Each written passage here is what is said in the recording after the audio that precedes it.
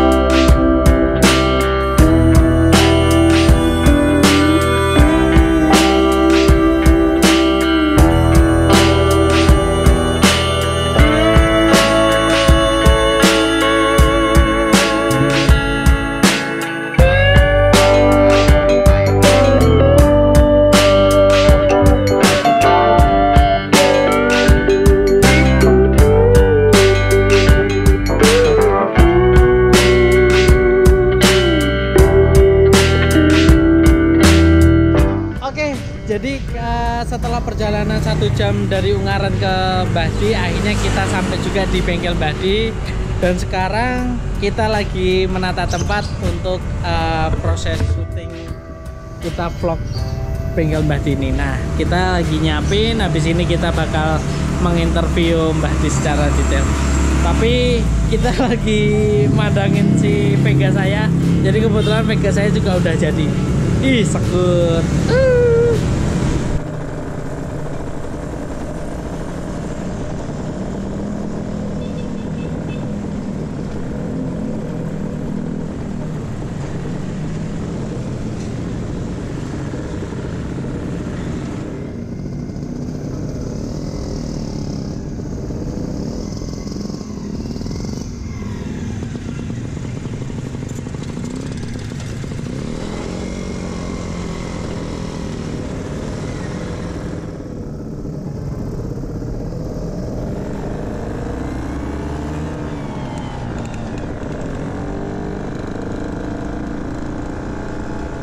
Oke, sekarang kita udah bareng Mbah Di. Mbah Di, siap. Sehat Mbah Di? Alhamdulillah. Nah, jadi setelah hampir 3 tahun kita bengkelin ke Mbah Di, akhirnya sekarang kita buat juga konten bareng Mbah Di.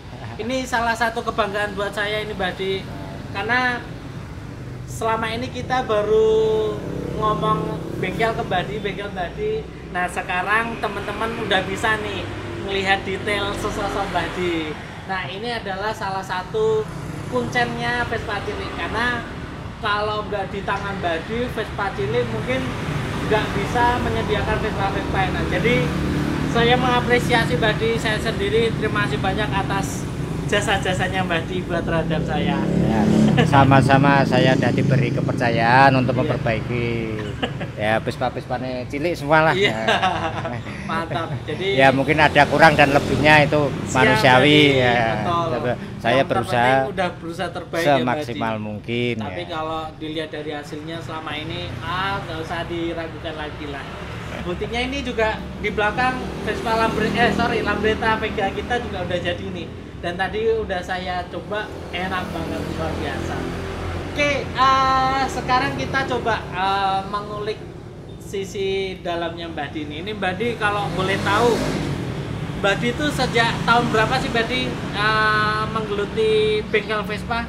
Mulai tahun 87. 87 itu udah buka bengkel ini? Belum, belum. masih ngikut kakak di daerah Jalan Ronggowarsito. Ronggowarsito, Mbah Toyo nggih. Suyitno. Suyitno. Mbak Yetno itu seangkatan Mbak Toyo. Oh. Temennya Mbak Toyo. Iya, Mbak Yetno itu kakaknya Mbak Di. Kakak ya. Berarti tahun 87 itu ikut dulu sama Mbak Yetno. Yetno sampai tahun 90 sampai 2001. Oh, 2001. Berarti hampir 14 tahun Ya, ikut Mbak Yetno nggih. 2002 saya mulai dipindah sini. Masih kerja di sini tapi masih sana sini. Oh, berarti masih bolak-balik ke Mbak Yetno. Tapi tahun 2002 itu udah di sini. Udah di sini.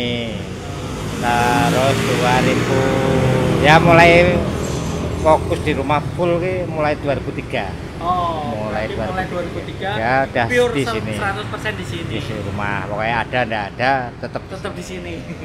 Sampai sekarang. Sedangkan Mbak Yetno masih bengkel Vespa. Sekarang udah pensiun. Udah pensiun. Soalnya kondisi penglihatannya udah enggak bisa digunakan. Berarti memang kedua tempatnya udah ada, udah dibongkar. Terus sementara kemarin pakai apa ya Tosa. Ternyata yo jalannya di posisi pandemi nggak ada orang lewat, sepi ya. Akhirnya istirahat total di rumah. Berarti Mbak Di dari tahun 2003 sampai 2021 hampir 18 tahun. Hampir 18 tahun, luar biasa. Kalau ngomongin ini kan Mbak Di termasuk yang bisa dikatakan otodidak juga nih. Otodidak. Belajarnya bukan dari didan motor kan Mbak Di? Gitu. Belajar buku ya enggak. Belajar buku juga enggak. Berarti sepenuhnya ya pengalaman itu yang akhirnya bisa jadi Mbak Di sekarang. Ya. Pengalaman secara langsung pokoknya. Ini ada kekurangannya berarti ya dicari terus sampai ketemu solusinya. Terus akhirnya baru tahu nih. Ya. Kalau ada yang mentok sama sekali belum bisa ya kadang saya tanya yang senior gitu. Berarti Mbak Di termasuk orang yang juga nggak lupa nih sama senior juga. Jadi memang belajar juga sama senior. Jadi ada kekurangan sama senior ya tetap aku konsultasi. Oh gitu. Ya sampai sekarang sing senior kadang-kadang ya kembali konsultasi sing junior ya ada. Berarti memang ada perputaran. Juga. Kalau dari 2003 nih Mbak Di, berarti kan pengalamannya udah luar biasa nih soal Vespa. Ada nggak sih pengalaman yang tidak terlupakan atau lucu tentang bengkel Vespa gitu Mbak Di? Ya sebetulnya banyak. Banyak ya? Banyak. Ada yang kadang-kadang suruh benerin Vespanya ditinggal. Tapi nggak diurusi, itu berbulan-bulan pernah ada. Gitu. Terus ada lagi satu. Itu malah sampai sekarang itu mesin diturunkan di tempatnya di karung mesinnya, malam-malam diantar sini udah dirakit, jadi orangnya nggak pernah kesini udah selama 3 tahun. Nah ini salah satu mesti yang dialami oleh bengkel ya Mbak Di. Jadi ada orang yang bengkelin Vespa terus dongkrok hampir bertahun-tahun ya Mbak Di. Ini saya juga baru ingat bahwa ada satu Vespa Excel ya Mbak Di. Ya. Nah itu tuh dari kita awal-awal bengkelin masuk ke Mbak Di sampai detik ini. Nah ini di depan kita masih ada. Jadi memang ini orangnya juga nggak tahu nih. Kalau dulu Mbak Di sempat bilang ini kalau lama-lama nggak diambil kita jual aja. Gitu ya Mbak Di. Karena memang ya ibaratnya kayak gini pun bakal jadi menghambat prosesnya Mbak Di karena kan tempat akhirnya juga memakan ya Mbak Di. Ya sebetulnya banyak sih yang mau ngambil tapi saya sih belum tega. Soalnya suatu saat nanti diambil ya jadi malah repot. Ya saya tunggu orangnya datangnya. Nenda datang ya nanti tak pakai. Buat teman-teman, nah ini jangan sampai kalian ninggal Vespa di bengkel karena kasihan juga tempatnya terpenuhi, apalagi juga perputarannya juga bakal lama. Nah, salah satunya pemilik Excel hijau yang bengkel ini di Badi, tolong segera diurusin Vespanya. Kalau semisal jenengan ikhlas, kita siap nampung kok. Gitu ya Badi. Badi, kalau ngelihat ke belakang nih, sebetulnya kenapa sih mungkin kalau flashback 6 tahun 7 tahun yang lalu Vespa banyak yang nongkrong, bahkan nggak semahal sekarang. Iya, memang kalau masalah harga itu nggak semahal sekarang. Iya. Cuman alasannya, pengaruhnya dari apa, saya sendiri juga penasaran, ya bingung.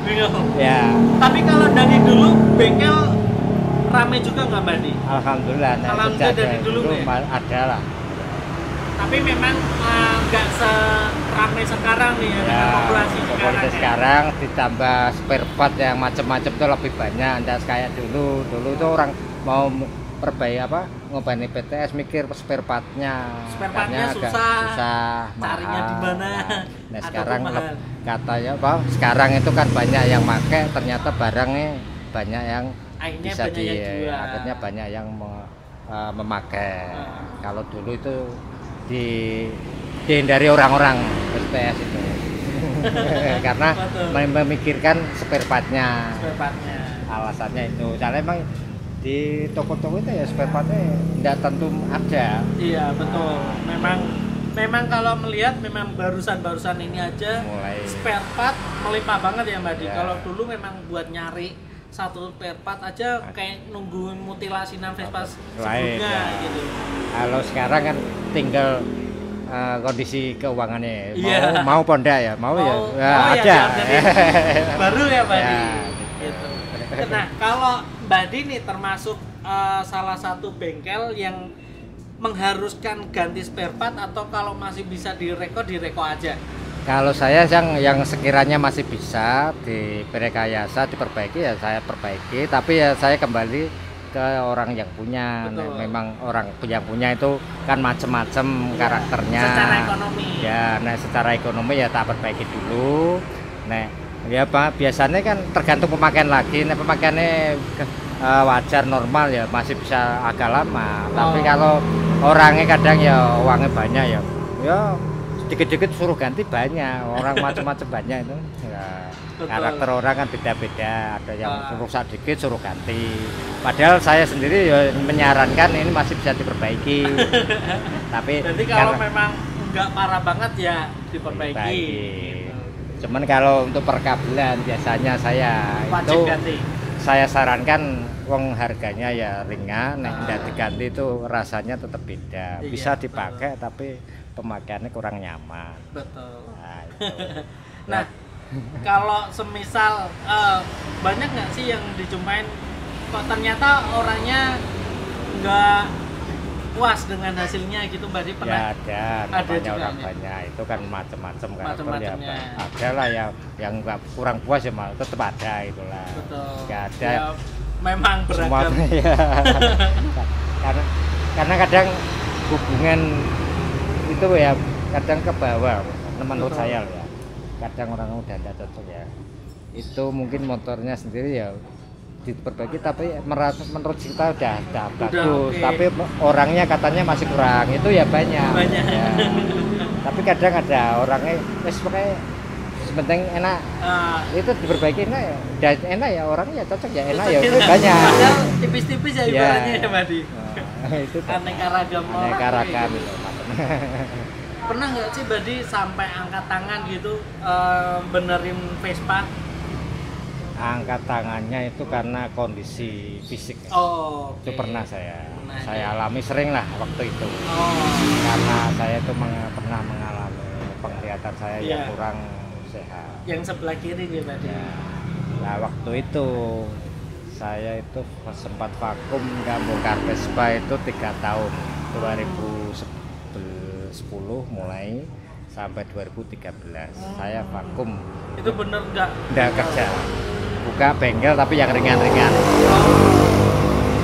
Nah waktu itu 2014 mulai kerja, tapi saya banderi PTS saya tolak sementara itu karena memang posisinya PTS itu kan harus nah itu tidak kuat. Akhirnya saya nggak mau megang PTS sementara itu. Mulai megang ya sekitaran 2016. Itu mulai ada pegang PTS sedikit-sedikit. Jadi buat informasi kalian, saya pribadi memang salut dengan cara kerja Mbadi, karena setahu saya bengkel di sini pasti bersih dan teliti. Saya sampai beberapa kali bilang sama teman-teman, gila loh Mbadi. Jadi di bawah PTS itu, Mbadi pernah saya tanya, loh Mbadi kok di bawah karbu itu dibersihin sih Mbadi? Mbadi cuma jawab, kalau nek ora resik aku ora iso teliti Mas. Resik apa benahi ini. Nah, itu salah satu karakteristik Mbadi yang nggak bisa ditemuin di bengkel lain. Di sisi lain, ya nyuwun sewu, Mbadi itu matanya tuh yang normal sebetulnya kanan aja. Mbadi. Kiri itu Mbadi penglihatannya berkurang, dan itu beberapa bulan yang lalu kita sempat ngalami bahwa Mbadi vakum hampir 3 bulanan. Ya. Jadi 2020 awal. 2020 ya awal Mbadi. ya. Jadi kita sempat ada unit di sini dan Mbadi nggak bisa melanjutkan. Jadi waktu itu Mbadi sakit dan minta diambil aja, akhirnya kita ambil. Karena memang kondisi fisiknya memang Mbadi udah mulai capek. Ya, waktu itu. Nggak bisa terkonsen lagi. Ini yang sampai sekarang pun pekerjaan saya kurangi. Betul. Dan sampai jam 4 paling udah saya berhenti. Istirahat ya Mbadi, betul. Nah itu, jadi memang saya mengapresiasi sangat dari Mbadi ini, luar biasa.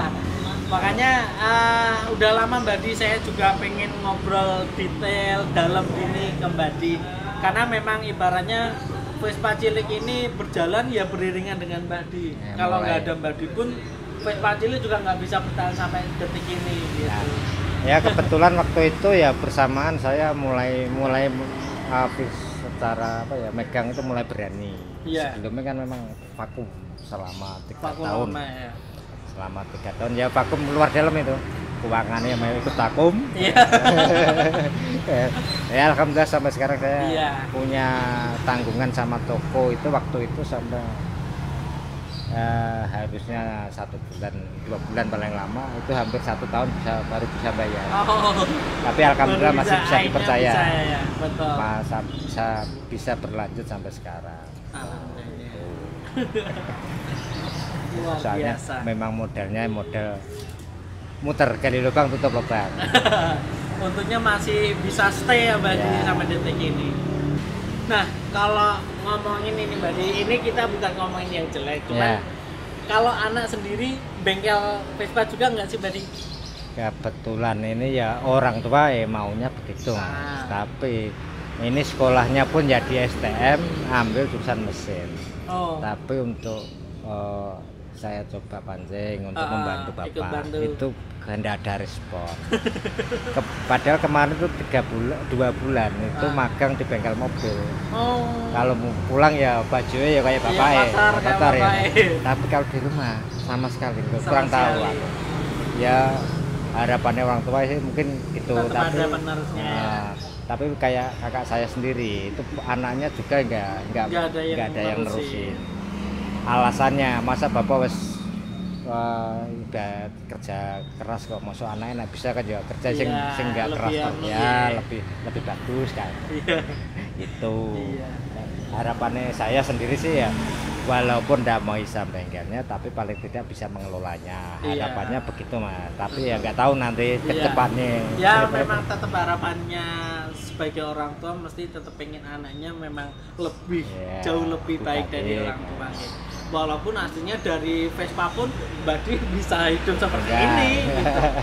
Ya memang ya balik lagi sih ke personal, kita juga nggak bisa menghakimi tiap manusia. Bahwa setiap manusia kan punya garis sendiri, rezeki sendiri ya Mbadi. Cuman ya kita juga bakal bingung someday kalau Mbadi udah bener-bener stop, udah capek Vespa, nah kita ini ya bingung ini. Ya penerusnya termasuk itu keponakan ada. Iya ponakan. Itu ada. Jadi ini buka sendiri di rumah. Itu ada. Ya kadang kalau dia ada kekurangan kan tetap ke sini. Ya biasa di rumah. Terus malah ini ada yang membantu di masa sekolah, tapi punya keinginan pengen bisa perbaiki Vespa. Akhirnya waktu ini membantu di sana. Tuh diponakan malah ada ya. Ya lumayan lah, nanti kita coba someday gitu. Kita udah ngobrol lama, nggak kerasa juga karena obrolannya seru. Nah mungkin sedikit closingan dari Mbak Di. Apa sih Mbak Di saran buat teman-teman Vespa supaya Vespanya juga nyaman, kita juga ikut melestarikan Vespa juga. Nah dari segi bengkel nih, dari segi Mbak Di, ada pesan nggak sih buat teman-teman Vespa di luar sana Mbak Di? Untuk saya pribadi ya pesannya sih, kalau menurut saya karena karakter saya tuh senengnya sing originalan, nggak seneng model racingan ya. Ya umpama perbaik restorasi model originalan, nah itu karena karakter saya senengnya sing originalan. Memang kalau yang untuk lain yang berlebihan saya terus terang ya memang kekurangan saya di situ. Ya minimal untuk pengguna sendiri ya lebih ke originalan kayaknya ya lebih kedepannya ya lebih nyaman. Pemakaian untuk harian ya lebih nyaman. Betul. Itu menurut saya. Kalau karena orang kesenangan kan beda-beda, nggak bisa itu harus begini, menurut saya kan nggak bisa. Iya betul. Berarti dari Mbak Di pesan-pesan buat teman-teman itu kalau bisa dibalikin ke original, ya jangan dianeh-aneh lah ibaratnya ya Mbak Di. Karena kembali lagi ya Vespa itu ya seperti itu, nggak bisa buat kenceng-kencengan. Jadi ibaratnya sama dia nenek bisanya lari pelan ya pelan aja, nggak usah dikubut-kubutin ya Mbak Di. Gitu.